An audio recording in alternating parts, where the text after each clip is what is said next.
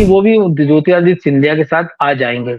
लेकिन and time पर उन्होंने सिंधिया को गच्चा दिया और वो कांग्रेस में बने रहे और नरेंद्र सिंह ने उनको जिताने के लिए मोर्चा संभाल रखा था। काफी छोटी-छोटी उन्होंने बैठ के ली, नुक्कड़ सभाएँ ली। कांग्रेस ने इसको लेकर आपत्ति भी जताई थी कि विधानसभा अध्यक्ष संवैधानिक पद पर हैं, कि बहुत सारे जो मौजूदा मंत्रिमंडल के सदस्य वो भी चाह रहे हैं कि उनको ये विभाग मिल जाए। इसके साथ-साथ जो लोग मंत्री बनने से चूक गए, उनकी नज़र भी इस विभाग पर है। तो अब ये माना जा रहा है कि कई सारे जो लोग हैं जिनको मंत्री नहीं बनाया गया, भूपेंद्र सिंह है, गोपाल भार्गव हैं, जो कि लंबे समय अगर गोपाल भार्गव की बात करें तो उमा भारती जब मुख्यमंत्री बनी 2003 से लेकर 2023 तक, वो इकलौते ऐसे आदमी थे जो कि लगातार मंत्री पद पर रहे और जब वो कई सारे ऐसे लोग चुनाव लड़े हैं। बहादुर सिंह जब चुनाव हारे, इसके बाद से दोनों गुटों में रंजिश चल रही थी। ये जो जिस मामले का आप जिक्र कर रहे हैं, तो पिछले दिनों वहां पर जो प्रभारी मंत्री हैं और सांसद हैं और गौतम टेटवाल जो कि प्रभारी मंत्री उज्जैन के, वो वहां मौजूद थे। विजयपुर में रामनिवास रावत के हार के बाद अब चर्चा ये है पूरे सूबे में कि आखिर कौन संभालेगा वन एवं पर्यावरण मंत्रालय। पिछली बार जब ये मंत्रालय नागर सिंह चौहान से लिया गया था तो उस वक्त वो काफ़ी नाराज बताए जा रहे थे, किसी तरह उनको मनाया गया। अब फिर वही चर्चा में है, कह उन्होंने उनके बारे में इस तरह की बात सामने आ रही है कि दोबारा उनको मंत्रालय मिल सकता है, लेकिन फिर रह कर 2-3 नाम और उभर कर सामने आ रहे हैं। संजय पाठक का भी नाम उभर रहा है। संजय पाठक वही हैं इंदौर के कांग्रेस के जो पूर्व विधायक रहे हैं। लोकसभा चुनाव से पहले ये कांग्रेस छोड़कर बीजेपी में शामिल हुए थे। साथ में एक और पूर्व मंत्री थे भारतीय जनता पार्टी के, वो नाम है विजय शाह का, उनके नाम की भी चर्चा है। तो आखिर किसको मिलेगा ये वन एवं पर्यावरण मंत्रालय? नागर सिंह चौहान की चर्चा इसलिए भी है कि पिछली बार जब उनसे लिया गया था तो उस वक्त वो काफ़ी नाराज़ भी बताए जा रहे थे, क्योंकि उन्हीं के पास ये मंत्रालय था, किसी तरह से उनको मनाया गया था। दूसरी जो बड़ी खबर ये है कि विजयपुर की जो बाई इलेक्शन में जिस तरह से रामनिवास रावत की हार हुई है, उस हार के बाद ज्योतिरादित्य सिंधिया का अभी हाल ही में ग्वालियर दौरे पर वो थे, पूरे चुनाव भर वो गायब रहे। तो इतने बड़े नेता को आखिरकार ज्योतिरादित्य सिंधिया प्रचार प्रसार में क्यों नहीं आए, इस पर बात करेंगे। साथ में बात करेंगे कि बीजेपी का वो कौन पूर्व विधायक है जिसके पिटने की खबर है, जिसको किसी ने पीट दिया, पीटने के बाद तमाम कांग्रेस की कार्यकर्ताओं के ऊपर मुकदमा हुआ। जीतू पटवारी तो काफ़ी हल्ला बोल गए थे। बहुत सारे वो उन्होंने अधिकारियों से बातचीत की थी और काफ़ी मतलब अग्रेसिव थे इस पूरे कांग्रेस के जो कार्यकर्ताओं पर जो मुकदमा हुआ था। तो आखिर किसने भाई भारतीय जनता पार्टी के विधायक को पीटा है? यूपी से भी अभी 5-6 महीने पहले की खबर है, कैसे उन्हीं की जो बीजेपी का कोई विधायक है, कैसे उन्हीं की पार्टी का नेता जो है ऐसे सीधे पीट देता है उनको। तो अब मध्य प्रदेश में भी इस तरह की खबरें हैं। तो क्या है इन 3 बड़ी खबरों का सच? सर, शुरुआत करते हैं सिंधिया जी से। आखिर सिंधिया जी आए क्यों नहीं बाई इलेक्शन में प्रचार प्रसार के लिए? देखिए, पूरा मामला, पूरा ये मुद्दा बाई इलेक्शन में काफी चर्चा का विषय रहा कि आखिर ज्योतिरादित्य सिंधिया, जिनको पार्टी ने स्टार प्रचारक बनाया हुआ था दोनों उपचुनाव के लिए, बुधनी के लिए भी, विजयपुर के लिए भी, तो सिंधिया आखिर क्यों नहीं आया? शुरुआत में कहा गया कि वो महाराष्ट्र में बिजी हैं, पार्टी ने वहां उनको जिम्मेदारी दी हुई है, इसलिए वो समय नहीं दे पा रहे हैं। लेकिन जो अंदर खाने की खबरें हैं कि सिंधिया की रामनिवास रावत से जो नाराजगी है, उसको इससे जोड़कर देखा जा रहा है। क्योंकि जब सिंधिया समर्थकों ने बगावत की थी मार्च 2020 में, तब ये कहा गया था कि रामनिवास रावत जो उनके कट्टर समर्थक माने जाते थे और उस समय कांग्रेस के वो कार्यकारी अध्यक्ष भी थे, कि वो भी ज्योतिरादित्य सिंधिया के साथ आ जाएंगे। लेकिन एंड टाइम पर उन्होंने सिंधिया को गच्चा दिया और वो कांग्रेस में बने रहे। इसके बाद वो चुनाव लड़े, 2-2 चुनाव हारे, फिर 2018 फिर जो 23 का जो विधानसभा चुनाव था, उसमें कांग्रेस ने उनको एक बार फिर से टिकट दिया और इस बार वो चुनाव जीत गए थे। लेकिन चूंकि बीजेपी के लिए लोकसभा चुनाव में बीजेपी ने टारगेट किया था कि सारी की सारी 29 लोकसभा चुनाव हमको जीतना है। लेकिन सबसे बड़ा संकट ये था कि ग्वालियर चंबल, क्योंकि ग्वालियर में बीजेपी 53 साल बाद महापौर का चुनाव हारी थी। पिछले विधानसभा दो विधानसभा चुनाव के नतीजे वहां बीजेपी के लिए उतने अच्छे नहीं रहे जिसकी उसको उम्मीद थी। तो ऐसे में बीजेपी को मुरैना सीट, लोकसभा सीट जीतने के लिए बीजेपी ने जो शिवमंगल सिंह हैं, उनको चुनाव जिताना था तोमर, जो कि नरेंद्र सिंह तोमर की पसंद थे। उनको जिताने के लिए बीजेपी ने प्रयास किए और रामनिवास रावत को तोड़कर अपने साथ ले आए, जिसका नतीजा ये हुआ कि बीजेपी को मुरैना लोकसभा में जीत का सामना करना पड़ा। जीत उनको मिल गई, लेकिन इतनी बड़ी जीत नहीं थी कि जिसके बारे में कहा जा सके। लेकिन ये जरूर था कि रामनिवास रावत को नहीं लाते तो वो हार सकते थे। लेकिन चूंकि रामनिवास रावत सिंधिया खेमे के माने जाते थे, सिंधिया के कहने से आए नहीं।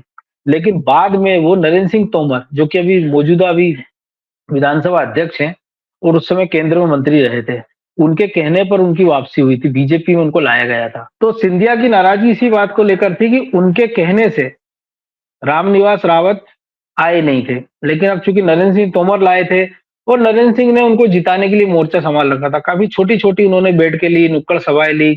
कांग्रेस ने इसको लेकर आपत्ति भी जताई थी कि विधानसभा अध्यक्ष संवैधानिक पद पर हैं और वो कैसे किसी एक पार्टी के प्रत्याशी के पक्ष में प्रचार कर सकते हैं। लेकिन हुआ ये कि चूंकि मुकेश मल्होत्रा आदिवासी वोट उनके साथ गया, बीजेपी में थे वो पहले, जब टिकट नहीं मिला तो पिछली बार वो निर्दलीय लड़े थे 2018 में, लगभग 42,000 वोट उनको मिला था। इस बार कांग्रेस ने उन पर दाव लगाया, बीजेपी ने पूरी जान लगा दी। लेकिन चूंकि जो शहरी आदिवासी जिसका नेतृत्व मुकेश मल्होत्रा करते हैं, उसके लगभग 65,000 वोट है, जिसका फायदा ये हुआ कि मुकेश मल्होत्रा चुनाव जीत गए। अब जो आपने जो अब सिंधिया से इस बाबत पूछा गया, तो उन्होंने दो टूक कह दिया था कि मुझे तो बुलाया नहीं गया था। हालांकि बाद में जो प्रदेश उपाध्यक्ष हैं भगवान दास सबनानी, जो भोपाल दक्षिण पश्चिम से विधायक भी, उन्होंने साफ तौर पर कहा कि सिंधिया को प्रदेश अध्यक्ष वी.डी. शर्मा, प्रदेश संगठन महामंत्री हितानंद शर्मा और मुख्यमंत्री डॉक्टर मोहन यादव ने खुद बुलाया था, लेकिन वो मुरैना प्रचार के लिए आए नहीं थे। हालांकि जब उनसे दोबारा इस बारे में पूछा गया सिंधिया से, तो उन्होंने इस मामले को टाल दिया। और कल भी जब भोपाल में एक प्रेस कॉन्फ्रेंस थी, विश्वास सारंग जो कि कैबिनेट मंत्री हैं, उनसे भी ये सवाल पूछा गया, तो उन्होंने ये कहकर उसका जवाब नहीं दिया कि अब ये पुराना मामला हो चुका है, इस पे कहना कुछ उचित नहीं होगा। लेकिन कुल मिलाकर कहानी इतनी सी है कि सिंधिया के कहने से रावत आए नहीं थे। इसका खामियाजा ये हुआ कि रावत के प्रचार के लिए सिंधिया पहुंचे नहीं और रावत को हार का सामना करना पड़ा। हम्म। एक बड़ा सवाल ये है कि जब रामनिवास रावत बीजेपी के साथ में आए थे तो उनको एक मंत्रालय दिया गया और उस मंत्रालय पर जब उनको दिया गया था तो नागर सिंह चौहान जिनके पास था वो काफी नाराज बताए जा रहे थे। किसी तरह से उनको मनाया गया। अब फिर चर्चा में है वो, क्या उनको ये मंत्रालय मिलेगा? और इस बीच में चर्चा ये भी एक संजय पाठक को भी मिल सकता है और एक और नाम शामिल हो रहा है विजय शाह का। आपको क्या लगता है ये मंत्रालय किसके जाने वाला है? कौन देखिए, मंत्री बनने?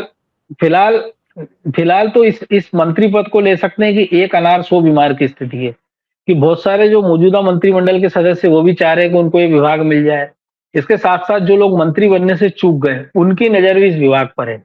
जो नागर सिंह चौहान का आपने ज़िक्र किया, उनकी संभावना मुझे दिखती नहीं है। उसका कारण ये है कि उनकी पत्नी अनीता को बीजेपी ने झाबुआ में लोकसभा का टिकट दिया था, वो सांसद बन गई और इसी दौरान नागर सिंह चौहान से एक विभाग ले लिया गया था, रामनिवास रावत को दिया गया और अपेक्षाकृत एक कम मलाई वाला विभाग नागर सिंह के पास है, जिसमें ज्यादा करने धरने को नहीं। और जब वन मंत्री थे नागर सिंह चौहान, तो उन्होंने कुछ जो फैसले लिए थे, वो उससे साफ तौर पर माना गया था, उससे विभाग की साख को छब्बा लगा है। और उसमें ऐसा माना जा रहा था कि उसमें नागर सिंह चौहान की मंत्री रहते हुए कुछ व्यक्तिगत हित थे उनके, जिसके कारण वो फैसले लिए गए। और बाद में जिस प्रकार से उन्होंने उस विभाग को लेकर अपनी पत्नी और खुद के इस्तीफे की धमकी दी थी, मामला दिल्ली तक पहुंचा था और उनको बुला के वहां पे फिर उनको डांट लगाई गई थी, कह सकते हैं, समझाइश नहीं कहूंगा मैं, डांट लगाई गई थी। इसके बाद उन्होंने चुप्पी साध ली थी। हालांकि रामनिवास रावत की हार के तुरंत बाद नागर सिंह चौहान दिल्ली पहुंचे थे। तो पूर्व मुख्यमंत्री और वर्तमान केंद्रीय कृषि मंत्री शिवराज सिंह चौहान से वो मुलाकात की थी।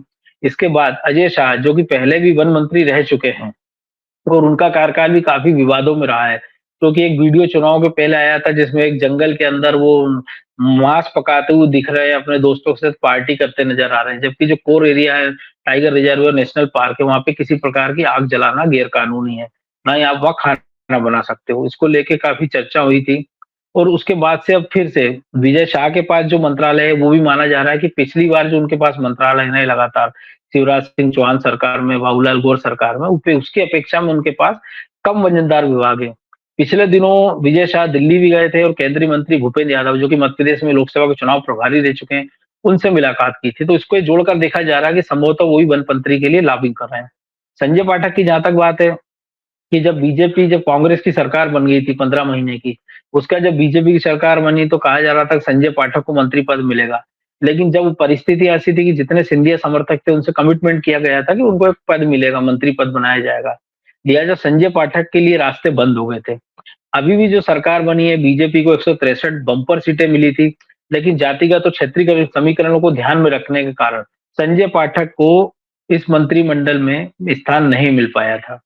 तो अब ये माना जा रहा है कि कई सारे जो लोग हैं जिनको मंत्री नहीं बनाया गया, भूपेंद्र सिंह है, गोपाल भार्गव हैं, जो कि लंबे समय, अगर गोपाल भार्गव की बात करें तो उमा भारती जब मुख्यमंत्री बनी 2003 से लेकर 2023 तक, वो इकलौते ऐसे आदमी थे जो कि लगातार मंत्री पद पर रहे, और जब वो कांग्रेस की सरकार आई, उस समय भी उनको लीडर ऑफ अपोजिशन बनाया गया था पार्टी की ओर से। वो चाह रहे थे कि उनको मंत्री पद मिले, और कई सारे तमाम सारे जो दिग्गज नेता वो इस दौड़ में हैं।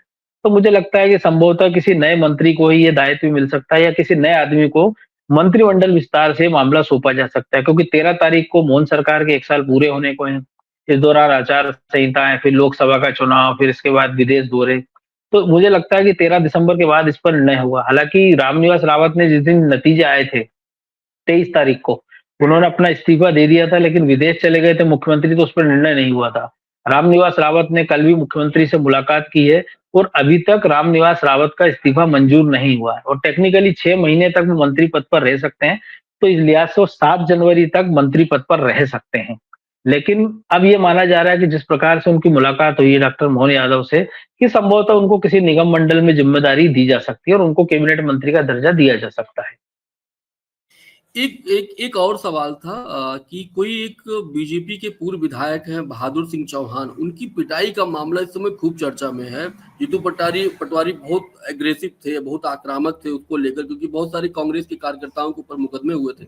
क्या है मामला वो पूरा, और कौन है विधायक देखिए, जी कोई? बहादुर सिंह पूर्व विधायक हैं। बहादुर सिंह एक बार विधायक रह चुके हैं वो, और पिछली बार जो उनके प्रतिद्वंदी थे वो बीजेपी में, वो निर्दलीय लड़ गए थे, जिसके कारण इस 2023 के विधानसभा चुनाव में बहादुर सिंह को चुनाव में हार का सामना करना पड़ा था। तो दोनों की अदावत वहां बड़ी पुरानी मानी जाती है महिदपुर में, जो कि उज्जैन जिले का एक हिस्सा है। उज्जैन से लगभग 40-50 किलोमीटर की दूरी पे कस्बा, और एक समय देसी घी के लिए बड़ा मशहूर था मध्य प्रदेश में। महिदपुर का घी बड़ा फेमस हुआ करता था, देसी घी। वहां पर कई सारे ऐसे लोग चुनाव लड़े हैं। बहादुर सिंह जब चुनाव हारे, इसके बाद से दोनों गुटों में रंजिश चल रही थी। ये जो जिस मामले का आप जिक्र कर रहे हैं, तो पिछले दिनों वहां पर जो प्रभारी मंत्री हैं और सांसद हैं, और गौतम टेटवाल जो कि प्रभारी मंत्री उज्जैन के, वो वहां मौजूद थे, और उस दौरान इस मारपीट की खबरें आई थी, कुछ वीडियो भी आए थे, जिसमें आरोप ये लगाया गया था कि पूर्व विधायक के साथ बीजेपी के कई सारे नेताओं के साथ साथ कांग्रेस कार्यकर्ताओं ने भी मारपीट की। हालांकि जो वीडियो आए हैं जिसमें दिखाया गया है, जो पहला थप्पड़ मारा है वो बीजेपी का सदस्य बताया जा रहा है, लेकिन चूंकि बहादुर सिंह चौहान ने कंप्लेंट की थी, उसको लेकर बड़ा हंगामा मचा था। खुद सांसद और प्रभारी मंत्री जो अनिल फिरोजिया सांसद, उनको आकर बीच बचाव करना पड़ा था, जिस प्रकार से हटाया गया था। इसके मामले में एफआईआर की गई थी, और लगभग 25 से ज्यादा लोगों के खिलाफ एफआईआर हुई, जिसमें 12 से 13 कांग्रेस के लोग हैं। इसको लेकर कांग्रेस ने आपत्ति जताई थी। कांग्रेस का यह आरोप था कि ये बीजेपी की इंटरनल लड़ाई है, जिसमें कांग्रेस को जबरन घसीटा जा रहा है। इसको लेके जीतू पटवारी ने उज्जैन में कलेक्ट्रेट का घेराव भी किया था। उन्होंने कलेक्टर के नाम एक ज्ञापन भी सौंपा था, एसपी को भी एक ज्ञापन सौंपा था, और जिसमें आरोप लगाया था कि बीजेपी अपने झगड़ों में कांग्रेस के कार्यकर्ताओं को फंसा रही है। उन्होंने एक लंबी चौड़ी लिस्ट दी थी कि जिन जिन लोगों को इसमें पकड़ा गया है, उनका इस घटना से कोई लेना देना नहीं है, उनके खिलाफ झूठे मुकदमे सरकार के दबाव में दायर किए गए हैं, और इन मुकदमों को वापस लिया जाए, नहीं तो कांग्रेस और उग्र प्रदर्शन करेगी।